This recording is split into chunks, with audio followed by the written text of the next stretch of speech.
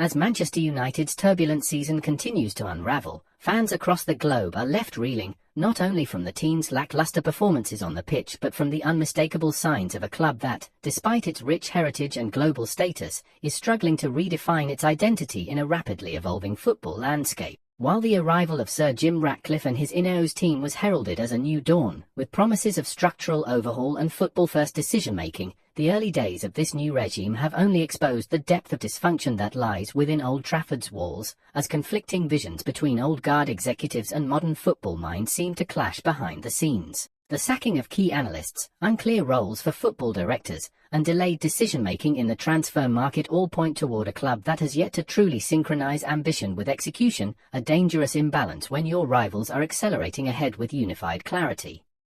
Despite his pedigree and the tactical success he enjoyed at Ajax, Erik ten Hag has found it increasingly difficult to implement a coherent philosophy at Manchester United, largely because he's operating in an environment where long-term planning often takes a backseat to short-term survival. Although he began his tenure with promise, leading the club to a Carabao Cup win and finishing in the top four, his second season has exposed vulnerabilities in both his tactical system and his ability to adapt when things aren't going to plan, especially when considering how frequently the team has been overrun in midfield, failed to control possession, or looked devoid of attacking ideas against both elite and lesser opposition. While injuries to key players like Lisandro Martinez, Luke Shaw, and Casemiro have undeniably disrupted rhythm and consistency, the deeper concern is that even with a full squad, United's performances rarely inspire confidence, as if the players themselves are caught between old habits and new instructions, lacking the conviction to fully buy into a vision that remains frustratingly unclear.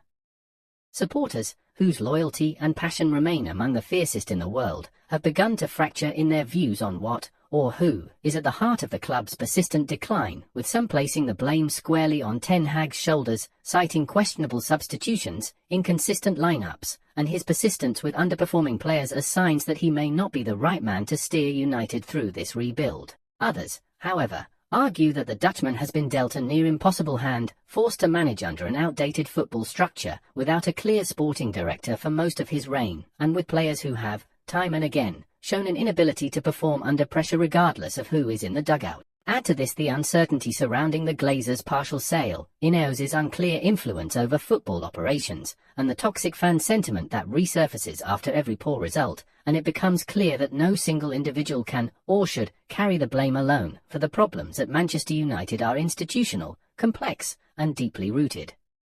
So, what do you think? Is Manchester United's ongoing crisis the result of tactical shortcomings from Erik ten Hag, a failure of leadership and vision from the boardroom, underperforming players who lack the mentality for elite competition, or simply bad luck compounded by injury woes and years of mismanagement? Vote in the poll below and drop your take in the comments, because one thing is certain, the club's future will depend not just on who takes responsibility now, but on how united we are in demanding better.